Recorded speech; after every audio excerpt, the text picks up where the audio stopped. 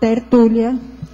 Meu boa tarde aí para todos. Hoje nós temos aqui o abridor de caminho dentro da interassistenciologia, que é a consciência homem ou mulher, ou consciência competente e disposta a servir para abrir o percurso ou a rota evolutiva de outra ou de outras consciências. Agora, a condição de quem abre caminho, a condição de quem vai adiante, a condição de quem abre novas perspectivas, a receptibilidade calorosa, o acolhimento fervoroso, o trabalho de vanguarda. Agora aqui eu falo também sobre o EPICOM, por exemplo, no complementário. Agora, além das logias, nós falamos na caracterologia, 20 personalidades, conscientes, homens ou mulheres, ou conscientes, que são abridoras de caminhos evolutivos para outras consciências, e mostramos também as respectivas áreas técnicas de atuação. Então aí tem 20 para a pessoa pensar. Na evoluciologia, intra e extrafisicamente, toda consciência é, ao mesmo tempo, líder de quem vem atrás em nível menor e liderado por quem vai à frente em nível maior. Qual o predomínio evolutivo atuante em você? O de ser líder ou o de ser liderado? Em quais áreas de atividade? Eu quero dizer que esse é o verbete 1095, tem 3 páginas, 37 logias e 5 máximos. Então depois você me fala, porque eu só vi 5, tá? Etimologia? Não cheguei a contar. Tem 7, né? Então é isso. Qual que é o outro? Ah, são só 6? Então está aí. Agora aqui nós temos umas perguntas. No caso da distorção parapsíquica ser gerada pelo raciocínio falho, o que fazer para superar essa dificuldade? Você viu, Rosa, essa pergunta? Estou ouvindo bem? A primeira coisa é refletir com lógica. Depois, fazer exercícios cognitivos, ou seja, intelectuais. E depois, testar e anotar os próprios erros e acertos. Essa é que é a técnica clássica para melhorar aí o processo da distorção. Eu vou repetir. Refletir com lógica sobre as coisas todas que você mexe, principalmente a parte intelectual. Fazer exercício de cognição, cognitivo, de conhecimento, intelectuais, mentais, somáticos. Exercício que eu estou falando, por exemplo, uma leitura, você fazer uma análise daquela leitura que você leu, etc., tal, um livro, tal.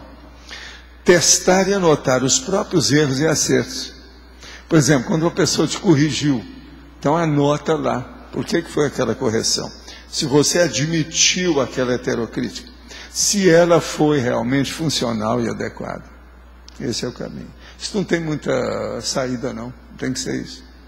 Agora aqui, poderia falar sobre a interferência dos MDE, mecanismo de defesa do ego, na distorção cognitiva? Sempre, o mecanismo de defesa do ego sempre tem e faz uma distorção, porque a pessoa exagera aquilo que ela quer afirmar ou aquele argumento falho que ela arranja. Então, o mecanismo de defesa do ego é sempre um passo na frente e outro atrás, e a gente ficar de observação, porque nunca sabe o que vai aparecer. Agora, é lógico que isso influi na distorção cognitiva. Por exemplo, determinados mecanismos de defesa do ego já são, por si, distorções cognitivas. Tá certo? Então, é assim que a gente tem que entender isso mais, né? Meu marido tornou-se voluntário do Centro de Valorização da Vida. Vocês sabem que é a turma que evita suicídio, etc. Tal. E, coincidentemente, no mês seguinte, houve um suicídio de um de seus colegas de trabalho. Menos de 2 meses depois, outro colega, esse mais íntimo dele, veio também a cometer suicídio. E ele ficou muito perturbado com ambos os fatos e até chegou a adoecer.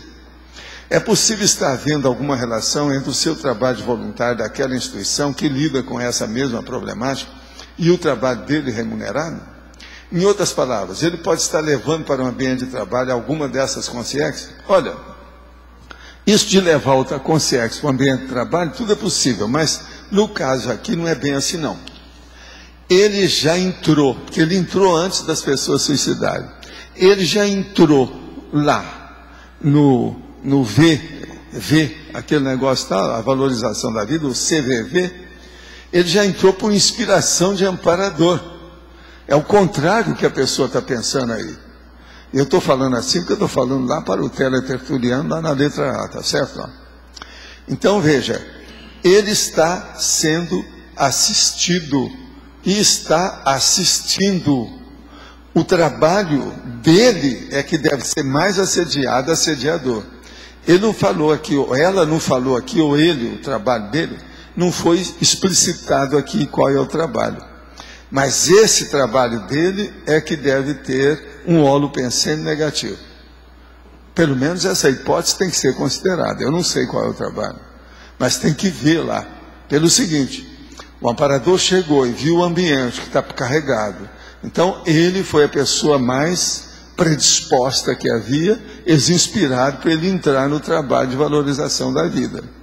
Agora, na hora que ele entra e ele até adoece, ele é um boboca, ele não está sabendo nada sobre o processo da inspiração extrafísica. Ele está tendo um amparo de função e não sabe que tem, nem reconheceu isso. De modo que, você tem que falar para o seu maridinho o que é isso, como é que é e o trabalho que ele está fazendo. E outra coisa, ele seguir com isso. Outra coisa, examinar bem o trabalho. Pode ser que tenha até outros candidatos lá a suicídio, abrir o olho para isso. Quanto mais ele trabalhar, melhor. Vai ajudar o ambiente dele. E dizer para ele, para ele não adoecer não. Ensina para ele como fazer desassimilação simpática. Chama diz assim. Quer dizer, diz assim assado, né? Porque o negócio é sério. Outra pergunta, se fomos piores, houve uma melhora? Sim. Mas hoje a religião tem atrasado a evolução? Sim, sempre atrasou, e daí? Mas sempre ajudou também, por outro lado, em certas coisas. Agora, no ponto de vista do senhor aí, qual dos males é o menor? Cristão, evangélico ou espírita? Ateu ou espiritualizado? Nenhum. O melhor mesmo é o descrente, aquele que segue o princípio da descrença. O resto tudo para mim é superável e ultrapassável. Não serve. Agora, a gente respeita todo mundo, seja qual for a sua profissão, ou a sua confissão, ou aquilo que a pessoa queira. O problema é dela. Mas agora aqui eu estou dando a minha opinião. Nenhum desses serve. A situação é até o espiritualizado, isso aí às vezes está todo mistificado e místico. Então é um problema. De modo que eu falo, nenhum. O melhor é o descrente. É o princípio da descrença. O que é isso? É a pessoa fazer a experiência por si mesma e chegar às conclusões pessoalmente.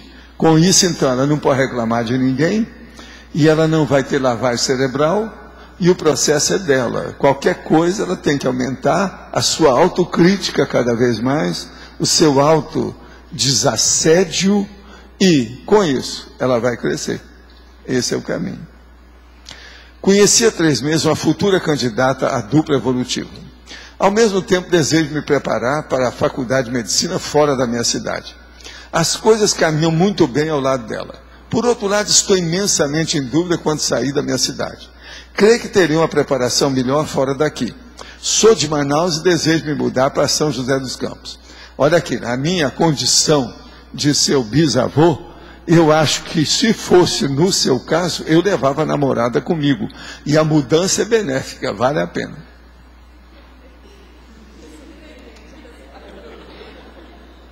Eu sou uma pessoa prática, objetiva e sem meios termos. Tudo meu é preto no branco. É vapt-vupt, não é isso? Agora, se ele está de acordo, essa namorada ser uma coisa séria, está falando em dupla evolutiva, o cara está sabendo alguma coisa aí, de modo que eu confio em você. Agora, se você levar lá e vai estudar medicina, é bom a sua namorada arranjar um emprego em São José dos Campos, tá certo?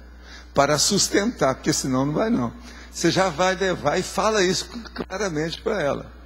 Enquanto eu estiver estudando, você me ajuda para um lado. Depois a gente vê o que faz. Agora, não casa nem arranja filho antes não, senão você está perdido. Um acadêmico de medicina que casa e arranja filho, geralmente ele fica desnorteado. Poderia aprofundar os processos energéticos, pois no momento que estou fazendo a MBE, para iniciar a TENEPS, está acontecendo um banho de energia. Como posso examinar por que o banho está acontecendo? A primeira coisa, abre os olhos e principalmente os para-olhos. É assim que a gente pode ver as coisas, né? E observa tudo, quais são os seus sinais, sintomas, as sensações que você tem, e anota isso.